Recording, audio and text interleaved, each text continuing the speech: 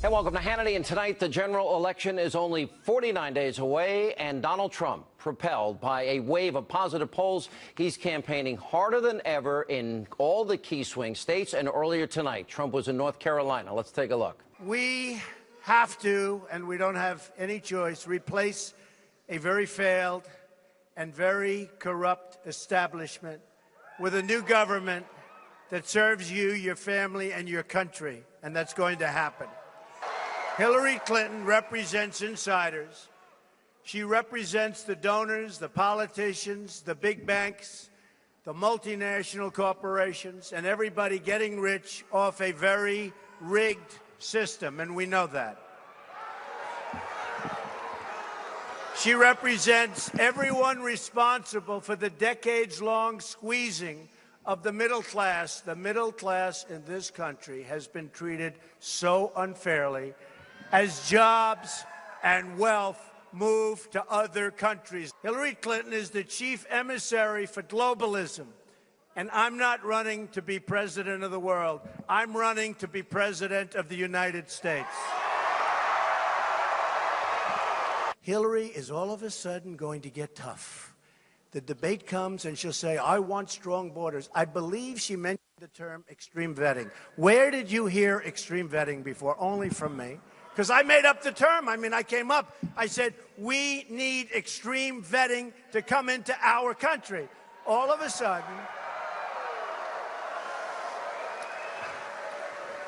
sudden, she's got extreme vetting, and she's got all of these terms. Folks, it's not going to happen. And the reason it's not going to happen is because they're special interest donors. They like it when our businesses move out because they own businesses. They move to Mexico. Lots of advantages for them to do that. No advantage for our country, no advantage for our jobs. And here with reaction, the editor-in-chief of LifeZette, Fox News contributor, nationally syndicated radio host Laura Ingraham, and Fox News contributor, also a nationally syndicated radio host, Herman Cain. Look at this. If you go back 18 days ago, Reuters and others were predicting a landslide for Hillary, Laura. Now, 18 days later, they show this massive surge in electoral votes for Donald Trump. It's literally 243 to 242 in the Electoral College by their estimates and the polls that back it up. What has happened and where does this go? I think pragmatism and common sense is winning the day, and I think Hillary's health stumbles certainly didn't help her at all. The more revelations we get about her dishonesty on the private server, the graft that was taking place with the Clinton Foundation, all leads voters to conclude we've had enough, more of the same. We're sick of politics as usual. Let's change this up. Let's switch things up with a businessman who has maybe a less ideological but more pragmatic way of handling difficult problems. And I think in the end, a lot of these voters might be swinging in that direction just because of the common sense that is involved in thinking things about refugees, Sean. When we know 5 million refugees displaced from the Middle East, a lot of them because of, frankly, failed policies of this administration. And we're supposed to now take in 100,000 plus people and think it's all going to work out well. I think people are very hesitant to do that. And Trump speaking to concerns such as that. And I think that's beginning to resonate. You know, one of the biggest areas where we've seen a jump, Herman Cain, is among black and Hispanic voters. He's now up 7 from where Mitt Romney was with Hispanic voters. One poll actually had him at 19 percentage points for black Americans voting for Trump. I'm going to be with him at a town hall, predominantly black Americans. He's been to black churches. He's reaching out. Polls show that Hillary's black voters are switching to Trump. That was an article in the New York Post. Obama came out harsh yesterday, says he's personally insulted by black Americans who support Trump. Trump doing better than Romney with Hispanics. What has changed here? Is it the fact that the last 8 years have not been good to the minority community? Absolutely. In addition to what Laura said, there's one other thing that's happening. Some people are afraid to go from Hillary to Trump, so they are undecided. But the American people are not stupid. Black people are not stupid. That's why you see a surge in those numbers, and that is a good thing. People are not believing President Obama when he says, if you showed in a previous clip, that we're safer and people are more prosperous. No, we are not. They are not stupid. They are not falling for it. And as a result, that's why you see a surge in Trump's numbers, not just nationally, but also among blacks and Hispanics. Let's go to next Monday, 6 days from now, Laura. Hillary Clinton vows to come out swinging against Donald Trump. And, okay, I don't know what that means, but she says she's not going to take any insults lying down. Why do I suspect the insults are going to be coming from her?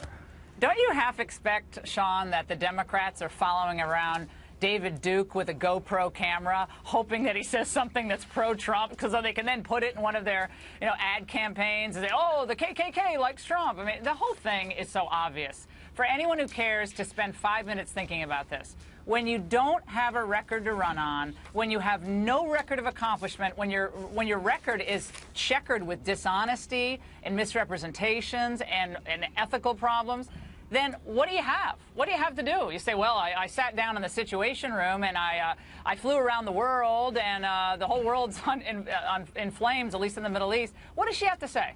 She has to say Donald Trump is this, that, and the other thing. Donald Trump's a racist. All those things. That's racist, all she sexist, has.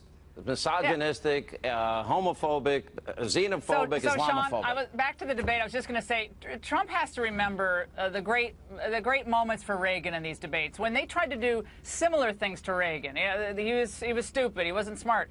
He has to be like, there you go again. I mean, is that all you have? Really? That's the debate here, See, Hillary? I agree with I'm that. a bad person? See, because Hillary's going to do this, and I don't think this is hard to figure out. I would anticipate this is she can't run on Libya, she can't run on Egypt, she can't run on Iraq or Iran or Afghanistan or Putin or North Korea, China. Okay, then she can't run on Obama's economic policy, which she says she's going to continue. So she can't run on honesty and trustworthiness. So what's left? Ad hominem attacks. What she said, basket of deplorables, that'll come up. The key for Trump, Herman, I think, is as she pokes and prods and aggravates and annoys and tries to piss off Trump and irritates him, she's going to try and get a reaction, get him to roll his eyes like Al Gore or get him to huff and puff. And I don't think Trump's going to fall for it. If he does, I think it'd be very foolish. He needs water off a duck's back, an impenetrable shield. Nothing she says can bother him, and he comes out a winner. She's going to come out swinging, but the only thing that she comes out swinging with are names, name calling. And you're right. He doesn't fall for it. She's going to look very weak because he has put more substance on the table in the last several months than she has ever talked about. So, yeah, it's only up to name calling to try to provoke Trump such that he comes after her, and then the liberal media is going to try to turn it into a sexist attack. I don't think it's going to work because I don't think Trump is going to fall for it. God forbid Donald Trump walked over like poor Rick Lazio and tried to hand the poor woman a piece of paper. The damsel in distress couldn't handle the stress of somebody getting in her space and her grill a little bit, which I thought was absurd. All right, you agree, Laura? I mean, is that the biggest challenge? Beyond that, I would think that with all the speeches and interviews Trump has done, he doesn't really need a lot of prep. I think to cram his brain with facts and figures would be a bad strategy, in my opinion. Yeah, the gotcha questions, you know what I would say when they start pulling the gotcha questions? Well, the Secretary of Defense of Poland, Donald, you know who that is, right? I mean, he needs to say something like, look, I'm sure Hillary knows all the names of all the government officials of every country on the planet.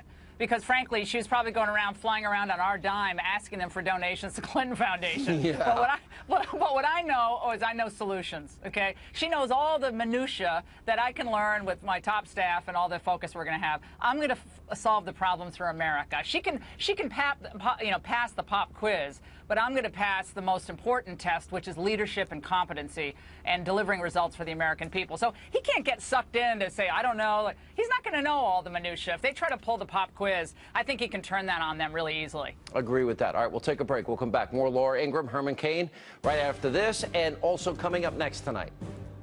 We should all understand that ultimately our world will be more secure if we are prepared to help those in need.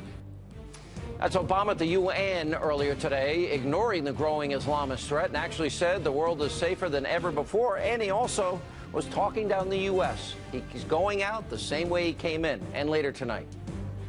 We must deliver a just and very harsh punishment to these people.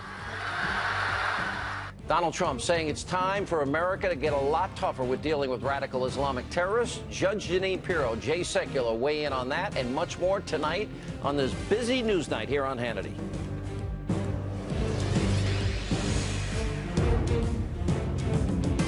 Wednesday, Hannity's on the road with Donald Trump. As the race tightens, he makes it. All right, welcome back to Hannity. And during his speech to the UN General Assembly earlier today, President Obama gave himself a big pat on the back and said the world is safer than ever before. Really? Well, that's not all. He also said that countries would be even more secure if they accommodated more refugees. Watch this. We've taken away terrorist safe havens, strengthened the non-proliferation regime, resolved the Iranian nuclear issue through diplomacy. A quarter century after the end of the Cold War, the world is by many measures less violent and more prosperous than ever before. We have to open our hearts and do more to help refugees who are desperate for a home. We should all understand that ultimately our world will be more secure if we are prepared to help those in need and the nations who are carrying the largest burden with respect to accommodating these refugees. All right, we continue with the editor-in-chief of LifeZette, Fox News contributor Laura Ingraham, as well as former presidential candidate, Fox News contributor Herman Cain. You know, Laura, what's interesting about this is front and center now, because big choices on this issue. Do we want a president that will say the words radical Islam? Trump will say it, Hillary won't. Do we want a president that will vet refugees from countries that have values that directly conflict with our constitutional values? Hillary wants a 550% increase. He wants extreme vetting. Huge difference. Also, Hillary says we need to not build walls but bridges. Trump wants to defend our borders. Hillary wants open borders. So big differences and distinctions here just on this one little issue.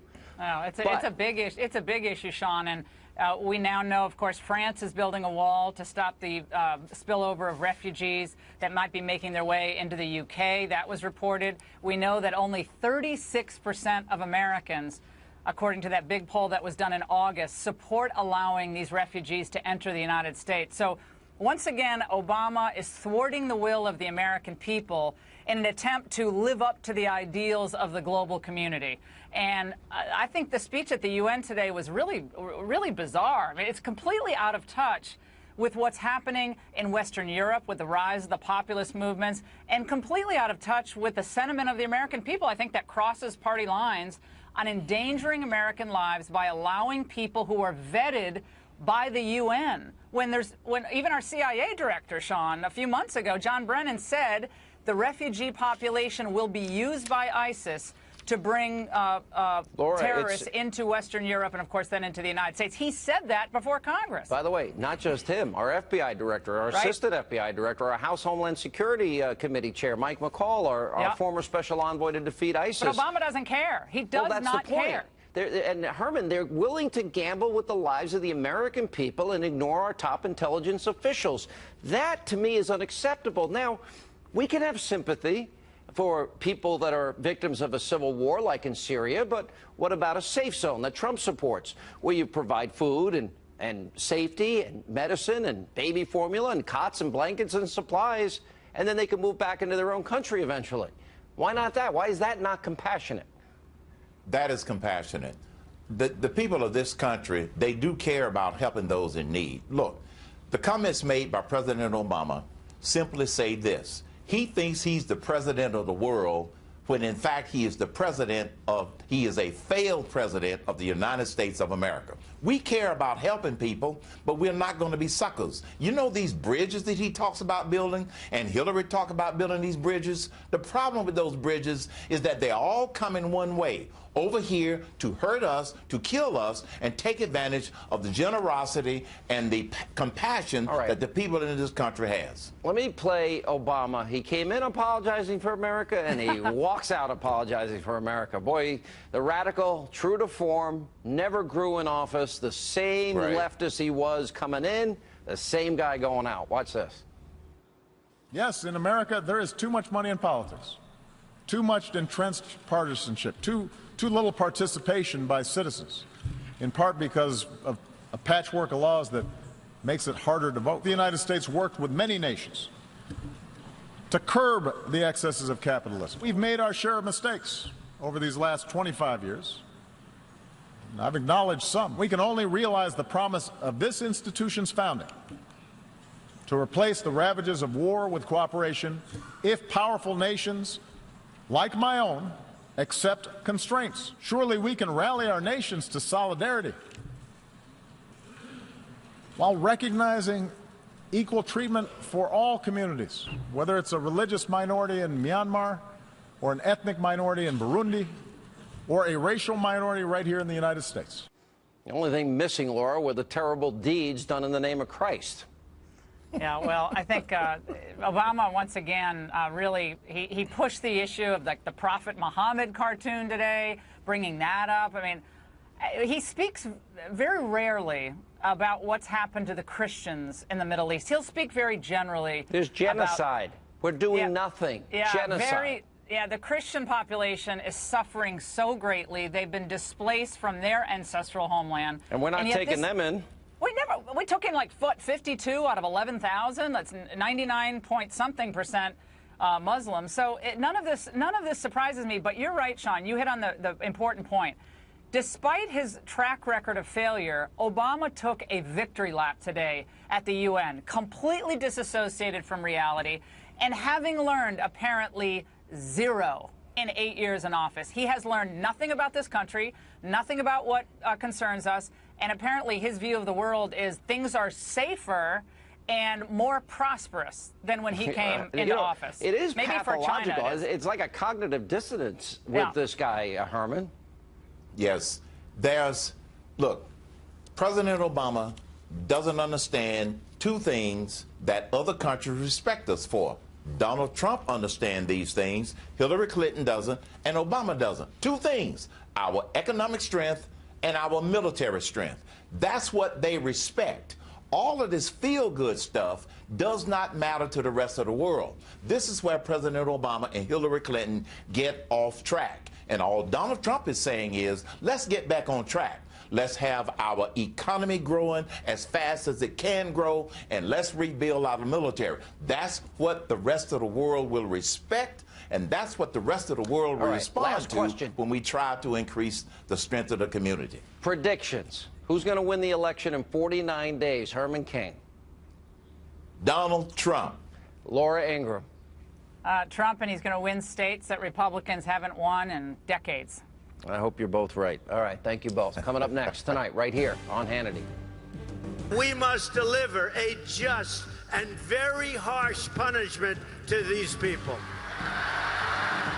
So after a wave of attacks here on U.S. soil, Donald Trump says we need to get a lot tougher with these terrorists. Judge Jeanine and Jay Sekulow are up next. They have reaction, and also tonight.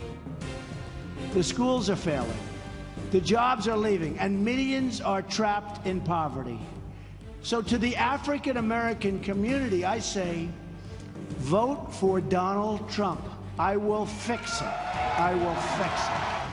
Donald Trump, he continues his outreach to African American voters. We'll have a preview of our big Hannity town hall tomorrow night with the GOP nominee from Cleveland, Ohio. That and more, all coming up straight ahead. We have caught this evil thug who planted the bombs. Thank you, law enforcement. Thank you, police. He will be represented by an outstanding lawyer.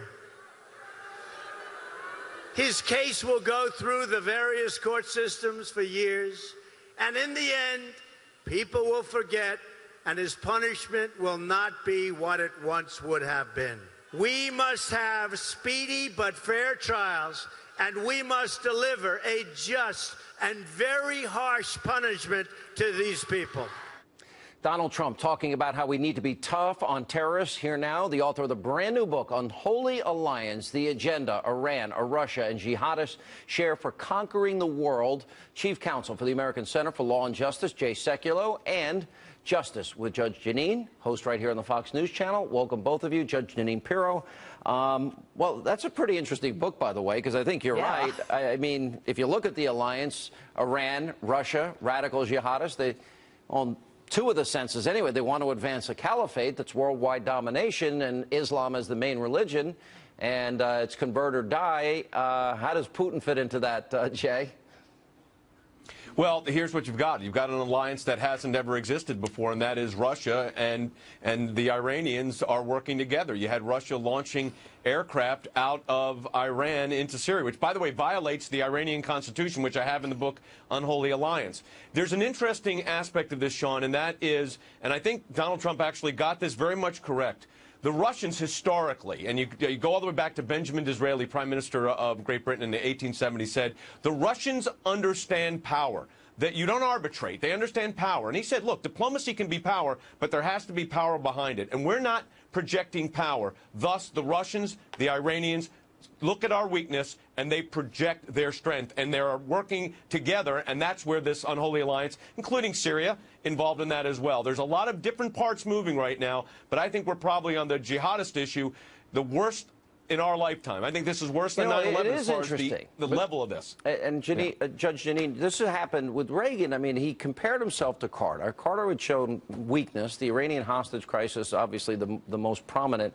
And the world had the feeling that if Ronald Reagan won, that the world was going to change dramatically and America wouldn't be weak and timid anymore. And the world was safer as he built up our military. And the concept of peace through strength was proven to be effective. Absolutely, and I think that's what Americans are feeling right now, and I think that's why you're seeing the polls changing dramatically, and how Donald Trump is staying strong and how he's starting to possibly turn previously blue states red. I mean, Americans are fed up with this. They're fed up with hearing the FBI knew about someone, the FBI knew that this guy was stabbed someone and the grand jury didn't indict, that nothing happens to these people. These wives disappear. We never hear about any of this ever again. And, you know, the whole justice system, the military system, Americans are disappointed. It is time for a change. I don't think we've ever been more right. I honestly think that the issue of not saying radical Islam, Jay, and there's such a difference between Hillary and Donald Trump, the issue of vetting refugees and allowing people that come from cultures that directly clash with our Constitution, that Americans fundamentally understand that we have to know if they're coming here to become American and assimilate, or do they want to proselytize and bring their value system, which is the opposite of ours, with them. And I also think the issue of the wall. I think it's now clear to Americans that there is a clear and present danger with radical Islamists. How many more incidents do we need to prove it? Well, I mean, look, the Israelis have utilized both, as you said earlier, they've used profiling successfully, by the way, and they have a wall, and they have a wall to protect their citizens. Now, here's the issue, Sean, that I think is front and center on this. I think you're exactly correct. I think what Judge said was also absolutely correct. And that is, if you talk to even young people, people that are just starting their families, young kids, their number one issue, the issue that they are thinking about is, can I walk down the streets of my town without worrying about a jihadist attack? Can I go through an airport not worried of looking over my shoulder that I've got to be prepared? Where are the exit ways? When I go into a movie theater, these are the things people are worried about right now. And just think about this. Right. Look what the last 8 years of Barack Obama's leadership has done to the Middle East and to our country. And then all the euphemisms. What 8 more years would be. You know, watching the governor of New York, you know, the mayor of New York, Comrade Bozo de Blasio, this was an intentional act. I mean, like, I've never heard that before. I've been in criminal justice for 30 years. What's an intentional act? No kidding. You think somebody who put together a pipe bomb and blew up, and that's... But they're threading this needle, and they're writing this razor's edge, and it's twisted and contorted. Playbook. It's like Benghazi was due to a video. It has nothing to do, in their opinion, with the terrorism that is coming for us. And so in order for them to protect their positions, they have to say, we're defeating it, and this is just a little of this and a little of that. And I got to tell you, Sean, it sounds insane. It is insane. It's insanity. It is. But when we've got these guys beating their wives, you've got domestic violence, you've got them hating gays, and we are bringing them to this country. We think they're going to assimilate. They are not. And what we've got to do is they've got to lose their citizenship. This is a clash of cultures. Exactly. And we either want to be a constitutional republic or we don't. And if you're coming from a country that's if I was married to you, I could tell you how to dress, tell you whether you can go to work or school. You can't drive a car. Right. By the way, gays and lesbians get killed. Christians and Jews get persecuted. But Hillary takes money from those countries Tens of millions. Okay, she doesn't believe in the Constitution. She doesn't believe in the First Amendment. Look at UN Resolution 1618, where they can limit your speech about someone's religion. Obama, maybe his last speech at the UN, but he started by saying, you know, no one who criticizes the Islam should be allowed to be a leader of the future, whatever that line was. And what we've got are people who hate us, and we let them in. We're suckers. You know what? I can see a 9/11-like commission report after the next big attack, Jay. And you know what they're going to mention? They're going to mention New York, and they're going to mention New Jersey and San Bernardino and Chattanooga and Fort Hood and Orlando, and they're going to say they were at war with us. We weren't at war with them again. We're making the same mistakes we made in the lead up to 9/11-01.